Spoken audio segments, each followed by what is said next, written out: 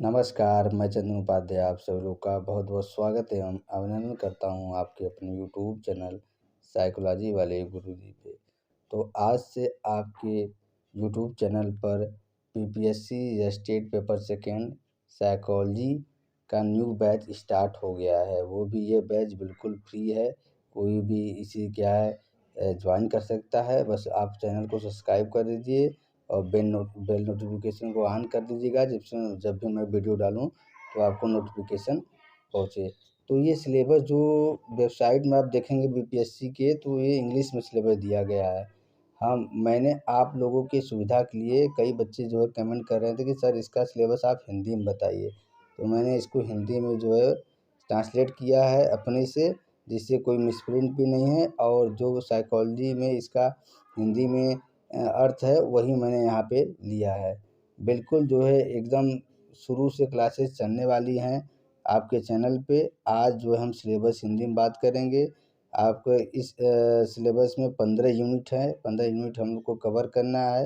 ये सभी कवर किए कराया जाएगा इस चैनल पे। तो आप सभी लोग से एक रिक्वेस्ट है कि चैनल को अभी आप जो है सब्सक्राइब ज़रूर कर लीजिएगा। चलिए देखते हैं। सबसे पहले अगर यूनिट फर्स्ट की बात करें तो इसमें देखिए दिया है मनोविज्ञान की प्रकृति और क्षेत्र और इसका उपक्षेत्र। फिर दिया है मनोविज्ञान के दृष्टिकोण।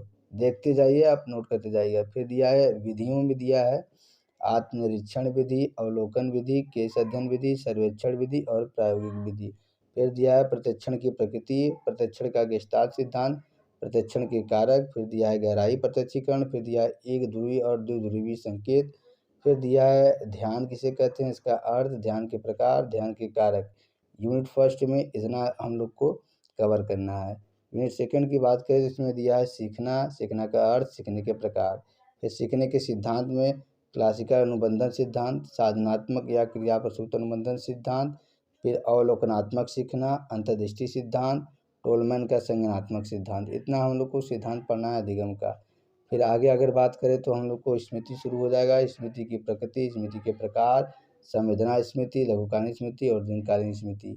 फिर स्मृति के मॉडल में सूचना संसाधन मॉडल, संसाधन मॉडल के स्तर, फिर समानांतर वितरित मॉडल। ठीक है। फिर उसके बाद फॉरगेटिंग में हम लोग को पढ़ना है जिसको हिंदी में भूलना कहते हैं, भूलना की प्रकृति, भूलने की अवस्था, भूलने के निर्धारक, भूलने के सिद्धांत। तो यूनिट सेकंड में इतना टॉपिक हम लोग को पढ़ना है। अगर वही यूनिट थर्ड की हम लोग बात करें तो यूनिट थर्ड में हम लोग को पढ़ना है प्रेरणा, इसकी प्रकृति, प्रेरणा के प्रकार, फिर प्रेरणा के सिद्धांत। इसमें मास्लो का, हाइजेनबर्ग का, मैकलेलैंड का, ब्लूम का ईआरसी, ड्राइव संकुचन। फिर उसके बाद हम लोग को पढ़ना है उत्तेजना सिद्धांत। फिर उसके बाद हम लोग को पढ़ना है भावना, हम इमोशन पाए जाते हैं, भावना की प्रकृति, प्रकार, भावना में शारीरिक परिवर्तन। फिर भावना के सिद्धांत, इसमें जेम्स लैंग का सिद्धांत, कैनन बार्ड के सिद्धांत, सेक्टर सिंगर के सिद्धांत। तो ये इतना आपको यूनिट थर्ड में पढ़ना है। यूनिट फोर्थ में हम अगर आते हैं तो यूनिट फोर्थ में हम लोग को देखिए क्या पढ़ना है, चिंतन जिसको सोचना बोलते हैं, इसका अर्थ, चिंतन की प्रकृति और उपकरण, चिंतन के प्रकार, समस्या समाधान, अर्थ और रणनीतियाँ, प्रयास और त्रुटि, स्वतः एल्गोरिदम और क्या है अंतर्दृष्टि। ठीक है। और क्या है अंतर्दृष्टि। उसके बाद हम लोग को पढ़ना है समस्या समाधान के अवरोध तर्क, फिर रचनात्मकता, इसकी प्रकृति, चरण और कारक, फिर बुद्धिमत्ता, इसकी प्रकृति, प्रकार और बुद्धिमत्ता का माप। आगे नीचे हम लोग को पढ़ना है बुद्धिमत्ता के सिद्धांत या बुद्धि के सिद्धांत।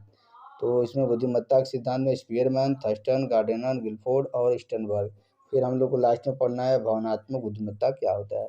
तो यूनिट फोर में इतना टॉपिक आप लोग को पढ़ना है। यूनिट फाइव जो है पर्सनालिटी से संबंधित हो जाएगा। तो इसमें व्यक्तित्व, इसका अर्थ, प्रकृति और व्यक्तित्व के निर्धारक, फिर व्यक्तित्व के प्रति दृष्टिकोण, प्रकार और सिरगुण उपागम, फिर व्यक्तित्व का मापन कैसे होता है, व्यक्तित्व का सिद्धांत, इसमें फ्रायड का, नव फ्रायडियन का, केटल का, अल्पोर्ट का, मरे का फिर उसके बाद संज्ञानात्मक, सामाजिक संज्ञानात्मक सिद्धांत और लास्ट में हम लोग को पढ़ना है बिग फाइव सिद्धांत। फिर हम लोग को पढ़ना है तनाव, इसका अर्थ, प्रकृति, कारण, तनाव के प्रभाव, तनाव कम करने के उपाय, ये तनाव के सिद्धांत, जिसमें कैनन का, शेली का और लाजरस का हम लोग को पढ़ना है। यूनिट फाइव में इतना हम लोग को कवर करना है।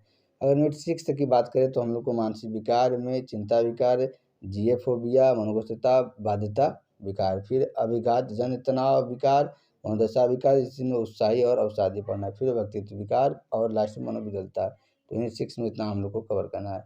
वही यूनिट 7 की बात करें तो यूनिट 7 हम लोग को पढ़ना है कि मानसिक मंदता क्या होता है, अटैचमेंट विकार किसे कहते हैं, ध्यान अभाव डिसीजन विकार क्या होता है, आचरण विकार क्या होता है, सोमैटोफॉर्म विकार क्या होता है, और इसमें हाइपोक्रांडिसिस और रूपांतर विकार किसे कहते हैं।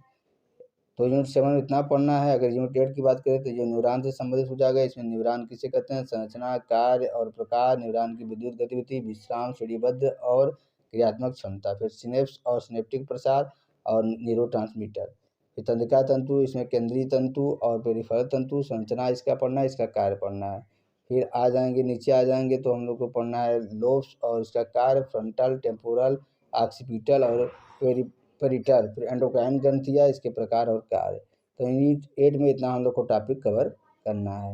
यूनिट 9 की बात करें तो इसमें सामाजिक प्रतिजीकरण, इसका अर्थ, सामाजिक प्रतिजीकरण की शाब्दिक और अशाब्दिक दृष्टिकोण, फिर छवि निर्माण और छवि प्रबंधन, सामाजिक संज्ञान, इसमें सामाजिक लोफिंग और सामाजिक पढ़ना है, सामाजिक प्रभाव, अनुपालन, अनुसरण और आज्ञाकारिता, अंतर्व्यक्ति अंतर्व्यक्ति का आकर्षण पढ़ना है, इसका अर्थ और आकर्षण के कारक, फिर सामाजिक तनाव, प्रकार, कारण और कमी।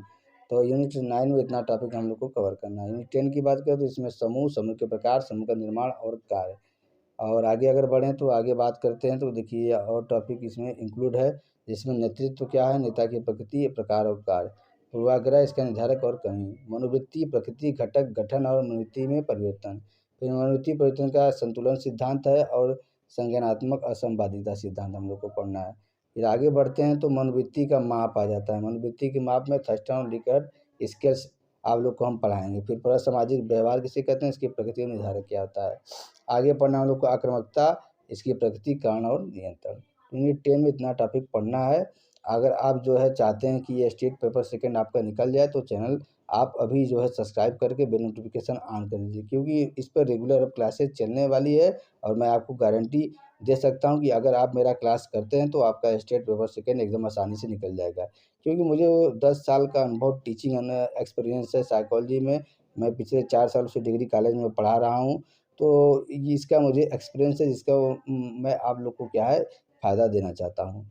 इकाई 11 की बात करें, यूनिट 11 की बात करें तो इसमें औद्योगिक मनोविज्ञान, इसका अर्थ, प्रकृति, विकास, क्लासिकल और नव क्लासिकल युग पढ़ना है। फिर परिणाम में पढ़ना है अर्थ, प्रकृति, कारण, परिणाम के सिद्धांत, फिर नेतृत्व, अर्थ सिद्धांत, गुण सिद्धांत, व्यवहार सिद्धांत, लेनदेन और परिवर्तनात्मक नेतृत्व, ठीक है, परिवर्तनात्मक नेतृत्व मॉडल। फिर हम लोग को पढ़ना है नेता के प्रकार, कार्य और नेता के कार्य, फिर संचार, अर्थ, प्रक्रिया, प्रकार, प्रभावी संचार के कारक और बाधाएं। फिर आगे हम लोग देखते हैं तो हम लोग को पढ़ना है थकान और एकरूपता, इसकी प्रकृति, कारण और थकान और एकरूपता को कम करने के उपाय, फिर हादसे, अर्थ, कारण और औद्योगिक हादसों की रोकथाम, फिर हादसा प्रवृत्ति, जॉब सेटिस्फेक्शन, जिसको नौकरी संतोष बोलते हैं, इसका अर्थ, कारक और प्रभाव। तो यूनिट 11 में इतना हम लोग को टॉपिक पढ़ना है। अगर यूनिट 12 की बात करें तो नैदानिक मनोविज्ञान, नैदानिक मूल्यांकन और तकनीक, साक्षात्कार, अवलोकन, केस अध्ययन विधि, फिर परीक्षण पढ़ना है। इसमें MMPI, सिस्टम पीएफ, EPQ के बारे में पढ़ना है। फिर प्रतिलिपि परीक्षण पढ़ना है। इसमें TAT, रोसार्क, इंक ब्लॉक टेस्ट पढ़ना है। ठीक है, आगे देखिए इसमें और कुछ टॉपिक बचा हुआ है, जिसमें मनोचिकित्सिक तकनीक पढ़ना है, मनोविश्लेषणात्मक तकनीक, व्यवहार चिकित्सा, समूह चिकित्सा, परिवार चिकित्सा, संज्ञानात्मक व्यवहार चिकित्सा, इसमें तर्कसंगत भावनात्मक थेरेपी, वैक्स थेरेपी, फिर क्राइट सेंटर थेरेपी। और लास्ट में जो हम लोग को पढ़ना है लास्ट में जो हम लोग को पढ़ना है यूनिट 12 में, यानी कि इकाई 12 में, वो है विभिन्न क्षेत्रों में नैदानिक मनोवैज्ञानिकों की भूमिका, मानसिक अस्पताल, बाल मार्गदर्शन, स्कूल और औद्योगिक क्षेत्र में नैदानिक मनोवैज्ञानिकों की क्या भूमिका होती है, हमको पढ़ना है। इकाई 3 की बात करें तो इसमें शिक्षा, मनोविज्ञान, विधियाँ, रेटिंग, केस अध्ययन और साक्षात्कार पढ़ना है। बुद्धिमत्ता, योग्यता और उपलब्धि का माप पढ़ना है। फिर सीखना, औपचारिक और गैर औपचारिक सीखने में प्रेरणा की भूमिका, प्रोत्साहन, परीक्षा किसे कहते हैं, निबंध प्रकार और वस्तुनिष्ठ प्रकार क्या होता है, असाधारण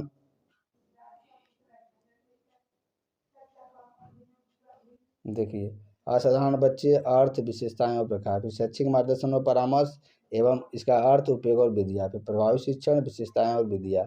तो यूनिट 13 में इतना पढ़ना हम लोग को है। यूनिट 14 में आ जाते हैं तो ये रिसर्च से संबंधित है। इसमें अनुसंधान पद्धति, वैज्ञानिक अनुसंधान, प्रकृति, विशेषताएं और चरण, फिर अनुसंधान समस्या, अर्थ, स्रोत और विशेषताएं, फिर चर किसे कहते हैं, इसका अर्थ और प्रकार, परिकल्पना का अर्थ, प्रकार और विशेषताएं। और लास्ट में हम लोग को पढ़ना है सैम्पलिंग, व्हाट इज सैम्पलिंग, यानी प्रदर्शन और संभाव्यता और गैर संभाव्यता प्रदर्शन, फिर प्रदत्त संग्रह तकनीक, साक्षात्कार, प्रश्नावली, परीक्षण और चेक। ठीक, आगे इसमें लास्ट टॉपिक पढ़ना है अनुसंधान के प्रकार, प्रयोगात्मक एवं गैर प्रयोगात्मक, ठीक। और यूनिट 15 के बाद तो सांख्यिकी के मूल आधार, मापन के स्तर में नाम मात्र, क्रमसूचक, अंतराल और अनुपात। केंद्रीय प्रवृत्ति के माप पढ़ना है, कि माप में हम लोग को पढ़ना है माध्य, माध्यिका और बहुलांक। फिर परिवर्तनशीलता पढ़ना है, इसमें QD, HD और AD। फिर सहसंबंध पढ़ना है, इसका अर्थ, प्रकार एवं गणना। फिर टी परीक्षण पढ़ना है, इसका अवधारा, उपयोग और गणना।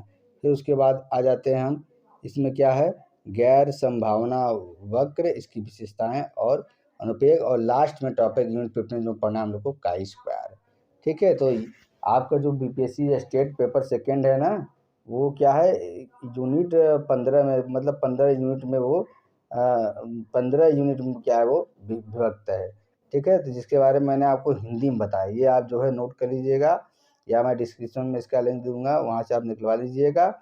और अब क्लासेस रेगुलर हर एक यूनिट का, हर टॉपिक का क्लास चलेगा। तो आज ही से क्लास स्टार्ट होगा चैनल पे, पहला वीडियो आज आएगा, उसके बाद जो है क्लासेस स्टार्ट हो जाएंगे। वीडियो को लास्ट तक देखने के लिए आपका बहुत बहुत धन्यवाद।